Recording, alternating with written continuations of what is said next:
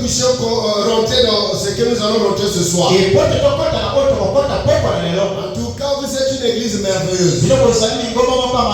Votre adoration me fait vibrer là-bas dans le bureau là-bas.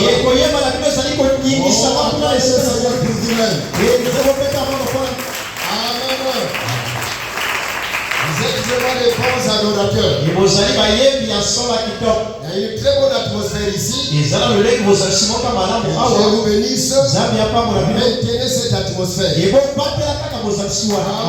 Amen. Nous avons lu ici. C'est un jeune homme riche. À le voir, selon ce que la parole de Dieu nous dit, il avait tout ce qu'il fallait. Il avait tout ce qu'un homme peut avoir. Il était un jeune, valide, vaillant, avec la richesse. Parce que la parole sait dire le mot qu'il faut et le placer là où il faut. Quand on dit un jeune homme riche, ça veut dire qu'il était riche. Est-ce que quelqu'un peut dire amen? Mais malgré qu'il était riche, il avait la richesse. Il sentait qu'il y a quelque chose qui manquait. Et la chose qui manquait, c'est la vie éternelle. Parce que lui-même s'est référé aux riches qui étaient là avant lui.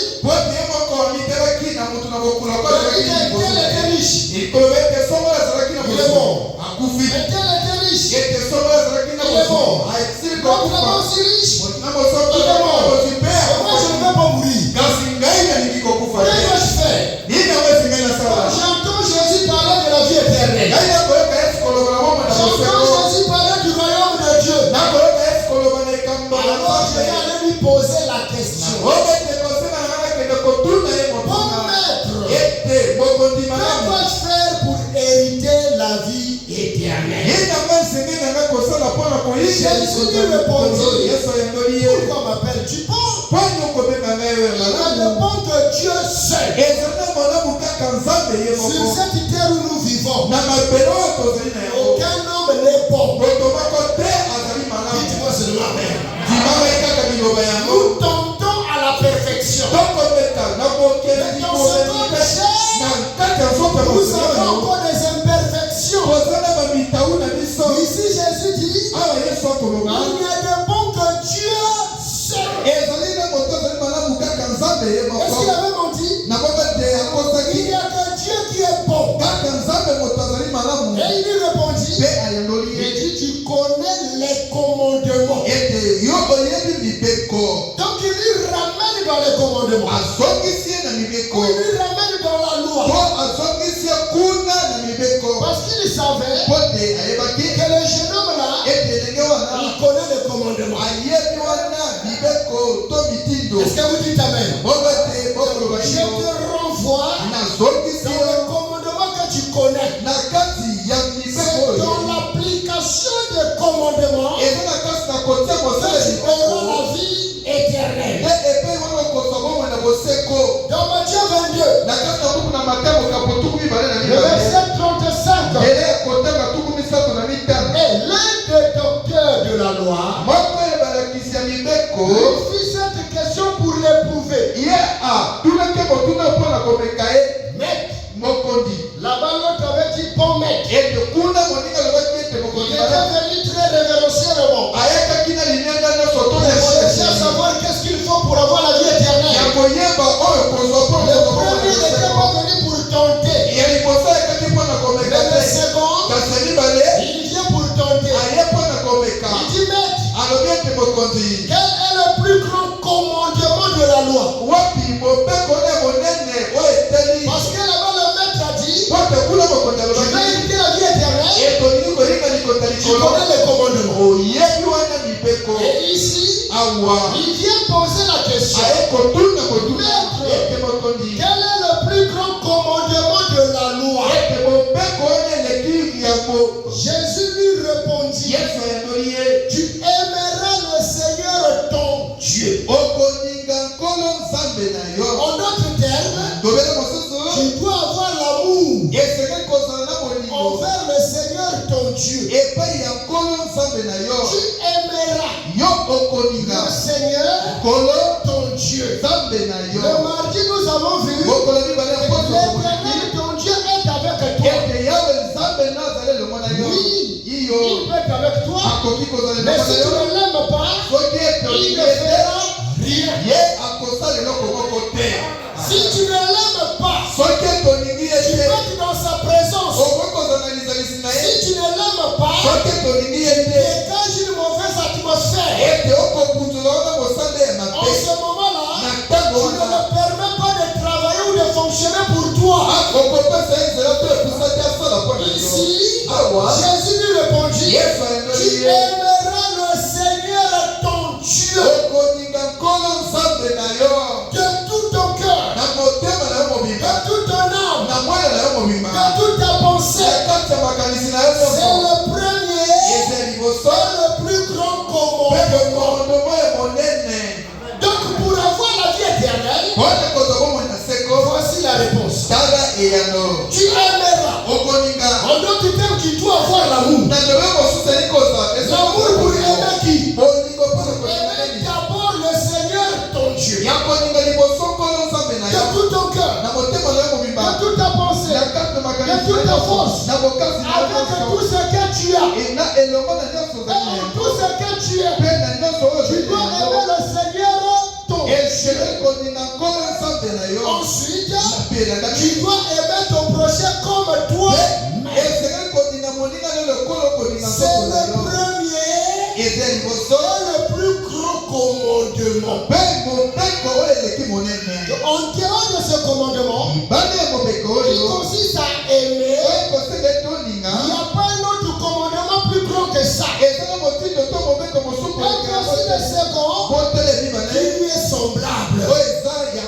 Aimeras ton prochain comme toi-même. Et ces deux commandements pour toute la loi et les prophètes. Ces deux commandements, c'est le résumé de tout ce que les prophètes ont prêché. C'est le résumé de tout ce que la loi avait enseigné. Tout ce que les prophètes ont prêché, tout ce que la loi avait dit, le résumé c'est l'amour. C'est aimer le Seigneur ton Dieu. C'est aimer ton prochain comme toi-même. Est-ce que quelqu'un peut dire amen? Nous sommes à une période de jonction. Le temps est en train de laisser la place à l'éternité. Et dans les affaires de Dieu, les choses ne se séparent pas comme ça. Mais les choses se séparent comme ça. Il y a l'emboîtement. Le temps s'achève dans l'éternité. L'éternité commence dans le temps. Les événements que nous sommes en train de voir, tel que prévu dans les Saintes Écritures, au temps de la fin, il y aura. Nous sommes nous-mêmes témoins. Nous sommes en train de voir tout ce qui avait été prévu. Il devait arriver au temps de la fin. Et je peux vous dire que nous sommes à la fin de la fin de la fin. Au vu des événements et au vu de tout ce qui se passe à travers le monde, chacun de nous doit être conscient que dans peu de temps, tout peut arriver. Tout peut arriver dans peu de temps. Pourquoi? Les signes annoncés par les Écritures sont en train de s'accomplir devant nous. Même si tu es aveugle, tu apprends tout ce qui se passe. Pour toi qui as les yeux, tu vois tout ce qui se passe. C'est l'accomplissement de tout ce que la parole avait dit. Le temps est en train de s'achever. L'éternité est en train de prendre place. Et le peuple me dit,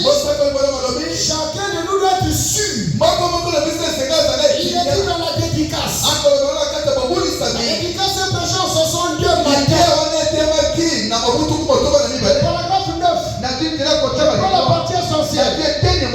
Il dit ceci. Aujourd'hui on est calme. Vous pouvez vous hasarder pour n'importe quelle autre chose. Vous pouvez vous hasarder pour n'importe quelle autre chose. Mais quand il est question de votre destinée éternelle,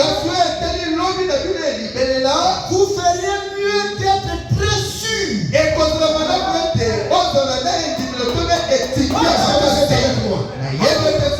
Celui qui est à côté de toi, la parole du Seigneur.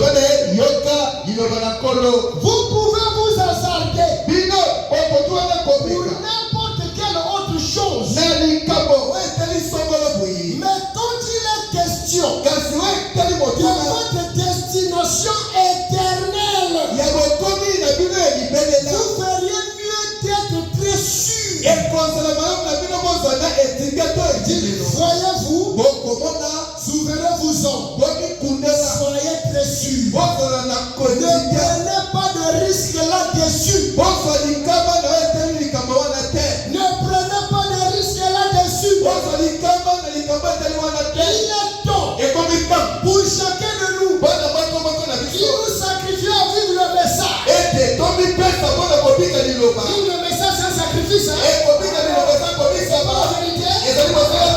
Il y a des caprices dans le message. Et toi, tu supportes ces caprices. Tu te maintiens dans ces caprices. À quoi te sert de passer toutes ces années dans les caprices du message? Tu te prives de ceci. Tu te prives de ceci. Si on te montre pas la chose essentielle, qui te permet de gagner la vie éternelle, après tous ces sacrifices, ne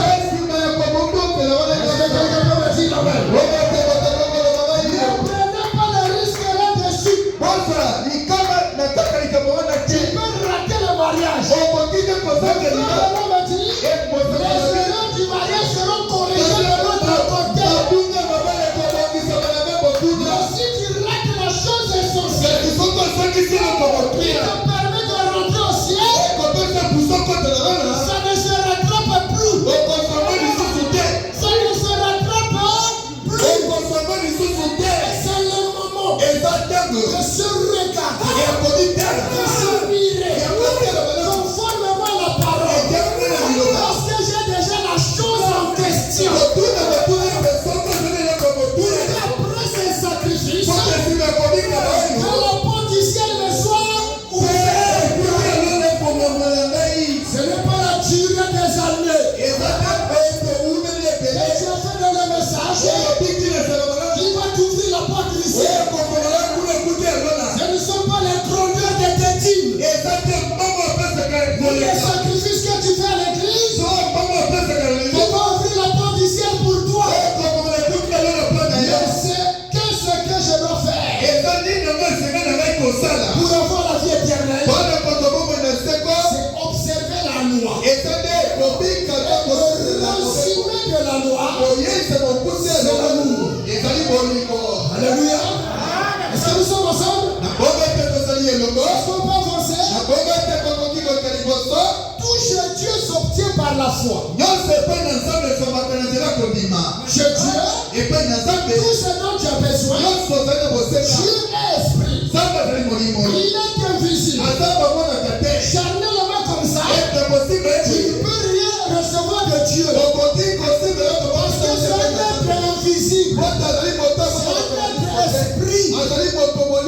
Pour que tu puisses recevoir quelque chose auprès de lui, il nous a donné un moyen. Et ce moyen-là, c'est la foi. C'est par la foi que nous obtenons ce dont nous avons besoin auprès de Dieu. Si tu n'as pas la foi, tu ne peux recevoir rien de la part de Dieu.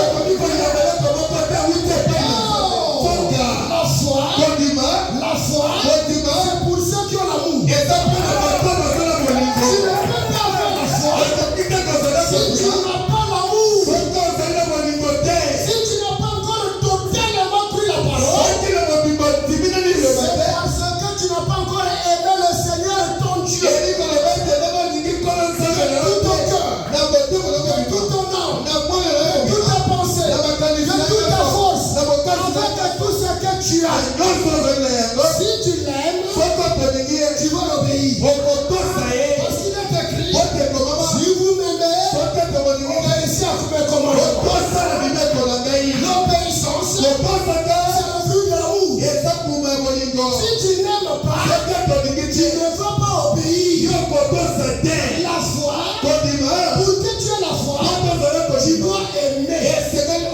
Tout ce que tu aimes, tu le crois facilement.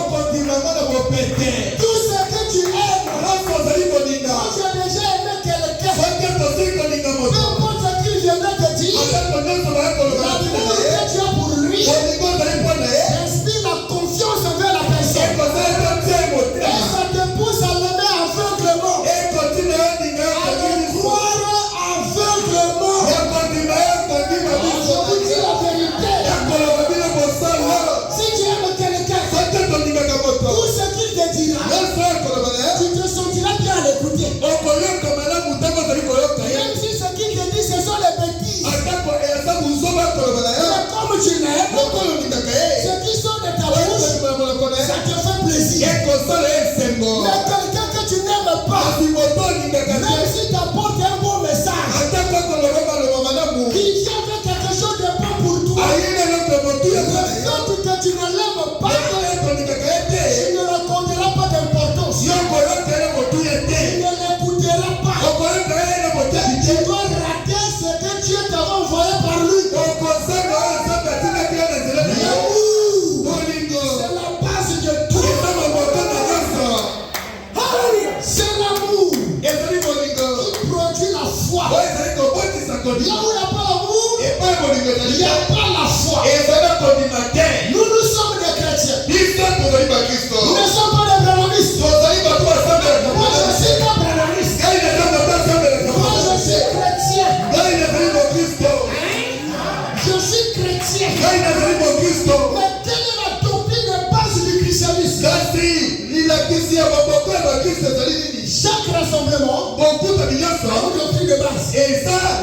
Chaque rassemblement, ils ont une doctrine ou un enseignement de base. Ils ont un fétiche de base. Est-ce que quelqu'un peut me dire amen? Chaque rassemblement,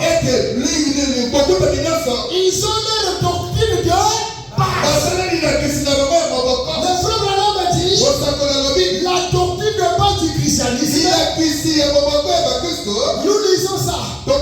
C'est Dieu dont Dieu amène son église à la perfection. Nous allons terminer ça le dimanche, ne vous en faites pas. Dieu amène son église à la perfection. C'est 2 Corinthiens 4. Le paragraphe 9. Il dit le christianisme tout entier est enveloppé dans une grande affaire d'amour. Le christianisme tout entier est enveloppé dans une grande affaire d'amour. Ça c'est le christianisme. Ne croyez-vous pas cela? Il dit foyer sans l'amour. L'amour, c'est la chose la plus parfaite qui existe dans la Bible.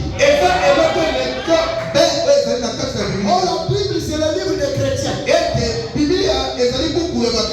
Bible c'est le livre de base des vrais chrétiens. Le prophète Branham a prêché en se basant sur la Bible. C'est la doctrine, le livre de base des chrétiens. L'amour, c'est la chose la plus parfaite qui existe dans la Bible. Dieu est amour. Et ceux qui aiment sont de Dieu. Ceux qui aiment sont de Dieu. Pourquoi? Parce que Dieu est amour. Et comme Dieu est amour, tous ceux qui sont sortis de Dieu, aussi ils sont amour. Si tu n'es pas amour, ça veut dire que ton père c'est pas Dieu.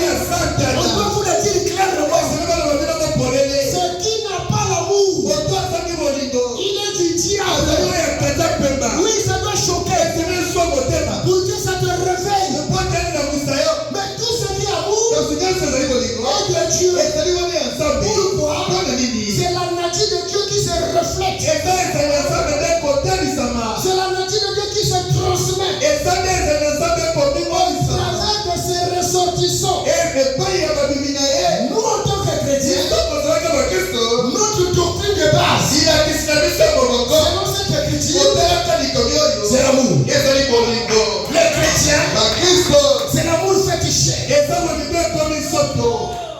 Pourquoi l'amour? Dieu le Père, Dieu le Fils. Le Père est amour, le Fils aussi est amour. Ça ne peut pas être le contraire. Il est temps de se regarder. Ce n'est plus le temps de regarder les autres. Un moyen fait, un moyen dit, il est où? Ce n'est plus ce temps-là. C'est le temps de se regarder. Personne n'est aussi à ta place. Personne ne quittera la terre à ta place. Tu es venu ici par toi-même. Et la parole qui sort ici, ça ne s'adresse pas au groupe. Ça s'adresse à toi l'individu.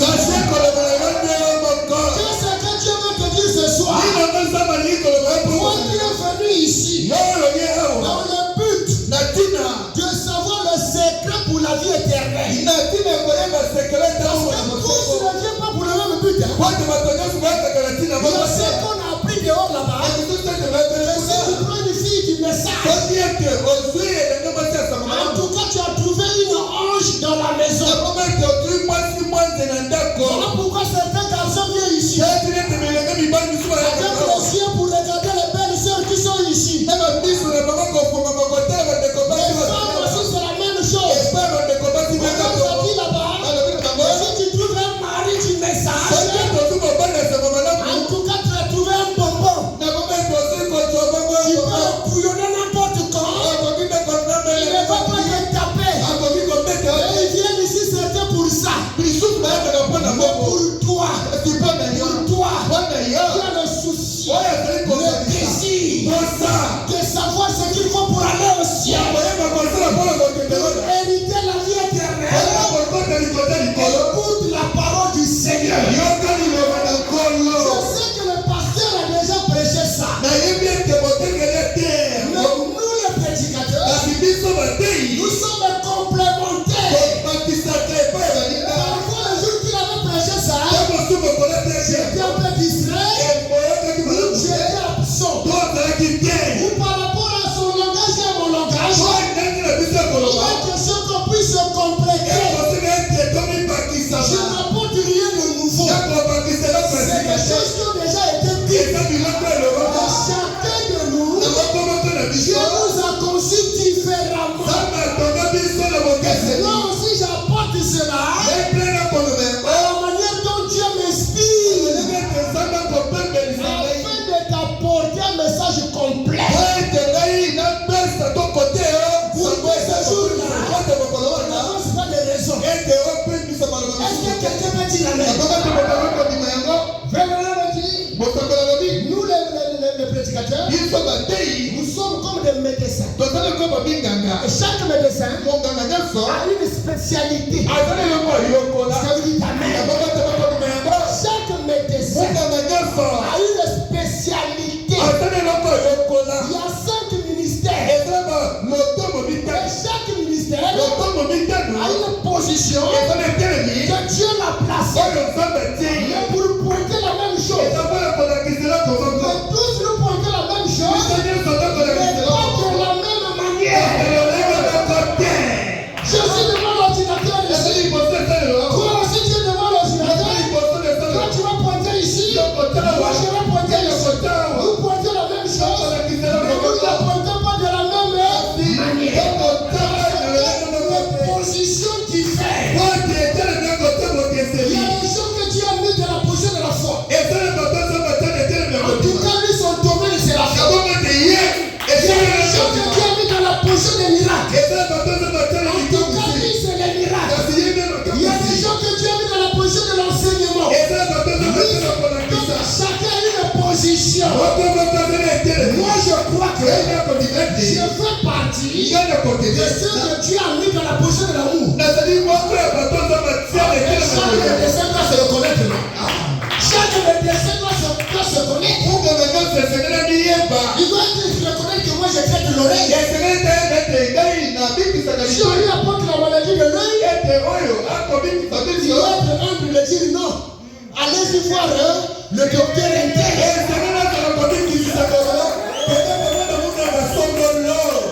Moi, je traite que les oreilles. Qu'est-ce qui crée l'embrouillement dans les oreilles? Celui qui est pasteur, il va tout faire. Tout. Ça ne se passe pas comme ça. Reste dans ta position. Ce que tu peux faire, fais-le. Ce que tu trouves que ce n'est pas dans ta compétence, appelle l'autre. C'est comme le bâtiment. Regardez, vous savez que dans les églises, où le pasteur lui-même est maçon. Il veut aussi mettre la peinture. Il veut mettre le plafond. Il veut mettre la toiture. Il veut mettre le tuyau. Les chantiers deviennent blinqués.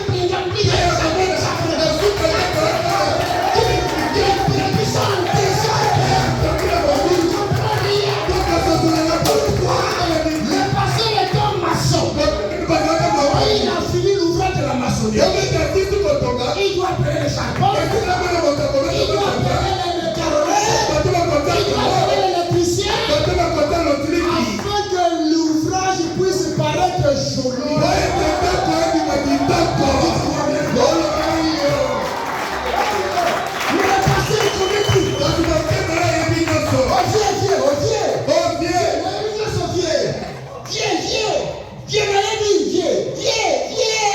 Il connaît tout. Finalement, il embrouille tout. Et à la fin, il gaspille tout. C'est pas comme ça ici. Dieu lui a donné la révélation. Et ce n'est pas son église. Et c'est le Dieu vivant. Dieu vivant a beaucoup de ces éléments.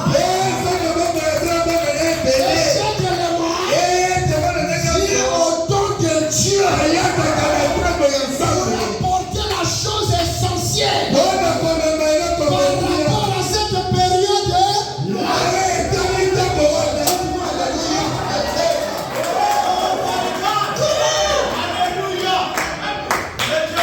Donc Dieu projetait sur nous. Verset 57. Paragraphe 4. La partie essentielle.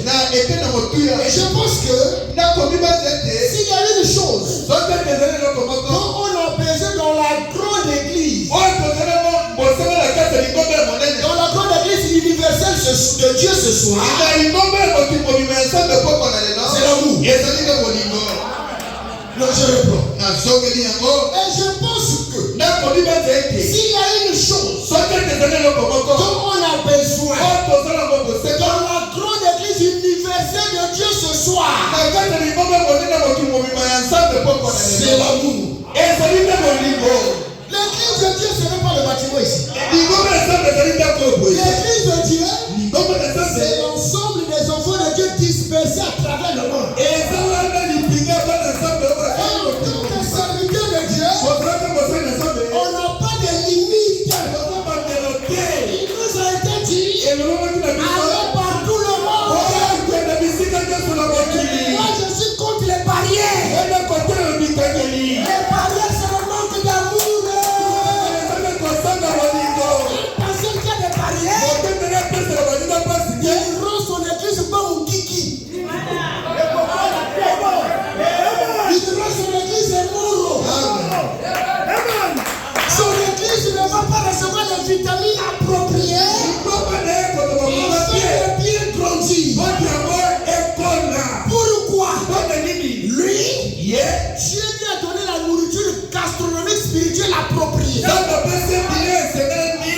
Et lui seul ne peut pas nourrir cette église. Il faut la complémentarité alimentaire spirituelle.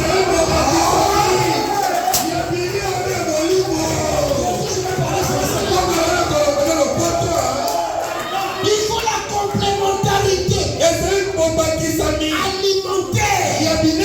spirituelle pour que l'église de Dieu puisse avoir les vitamines comme en frère ici.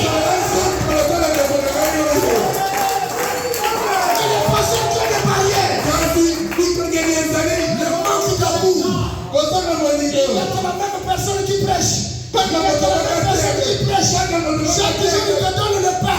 Chaque jour, le pain. Le corps n'a pas que besoin du pain. Le corps a aussi besoin de Dunda. Il a besoin de poisson.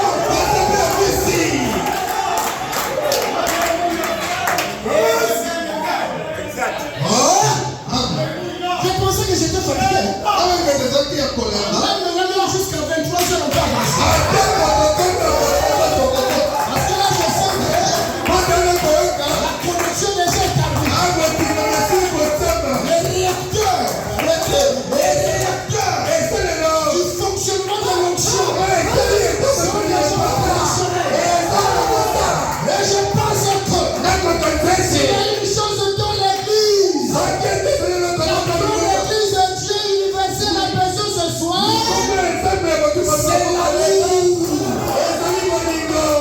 Nous n'avons pas tellement besoin des autres choses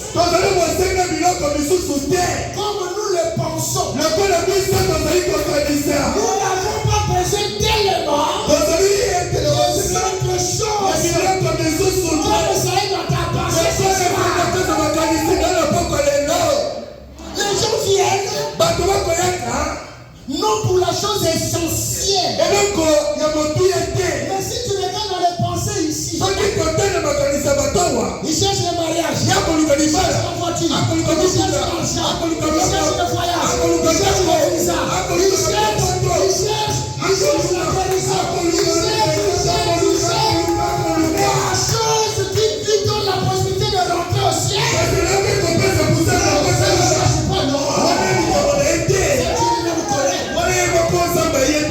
quelle est cette affaire? Nous avons laissé le monde, soi-disant pour aller au ciel. On ne cherche pas à avoir le visa. Le visa qui confirme que toi là, tu es candidat du ciel. Peu importe dans quel l'avion va décoller, c'est que tu as déjà là, tu n'as plus de problème. Nous n'avons pas tellement besoin des autres choses. Des autres choses que tu as dans ta pensée. Ça doit venir en second plan. Ce soir, tu dois te concentrer sur la chose essentielle. Tu cherches le mariage. Mais il y a des gens qui ont des vies troublées à cause de mariage. Tu cherches le mariage là? Il y a des gens qui n'arrivent pas à arriver à la maison à temps. Parce qu'il sait qu'il a choisi une démoniaque. Il a choisi la fille de la semence du serpent. Avec des picots dans les paroles. Des picots même dans le regard. Quand le mari arrive à la maison, il regard de la sœur, soit-disant la sœur en Christ. Le mari oublie le couloir de la maison. Le mari oublie le couloir de la maison. Il commence avec la cuisine. Pourquoi? Il avait choisi le mariage. Au lieu de chercher d'abord Dieu d'amour, il donne le bon mariage. Tu cherches l'argent. Moi je connais des bien-aimés frères qui ont commencé la foi ensemble. Zélé à 100%. La consécration à 1000%. Quand il a eu l'argent, aujourd'hui il est plus qu'un démon. Pourquoi? Il avait choisi mais moi, je t'apporte le secret. La vie est Dieu lui-même.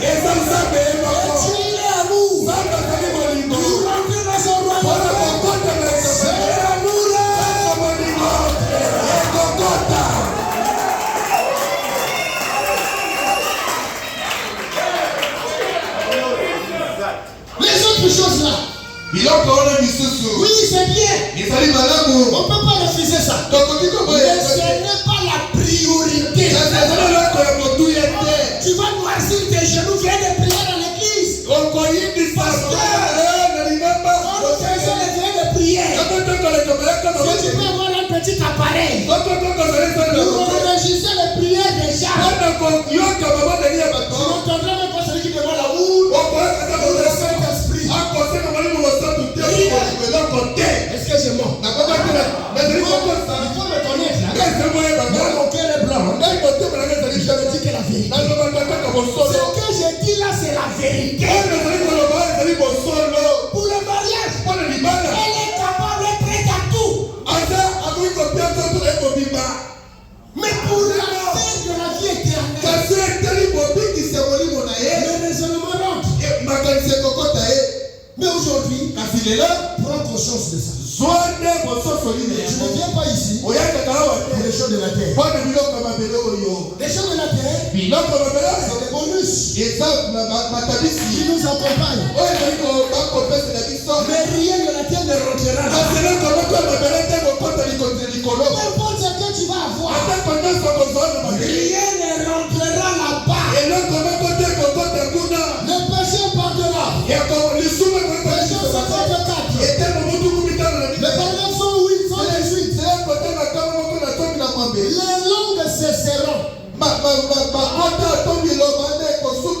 Il parle en langue.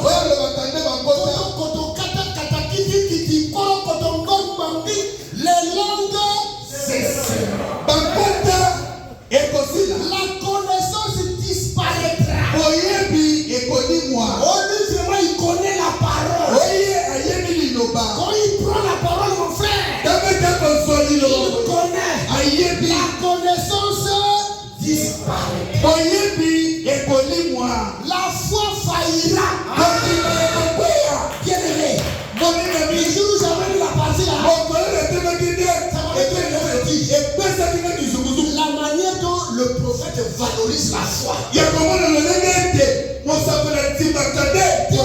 parole valorise la foi. Le monde de l'existence par la foi. Il a prêché combien de messages sur la foi? La foi parfaite, la foi non perçue. Beaucoup il a valorisé la foi. Et le jour où j'ai vu ici, la foi faillira. Est-ce que nous sommes ensemble? La foi faillira.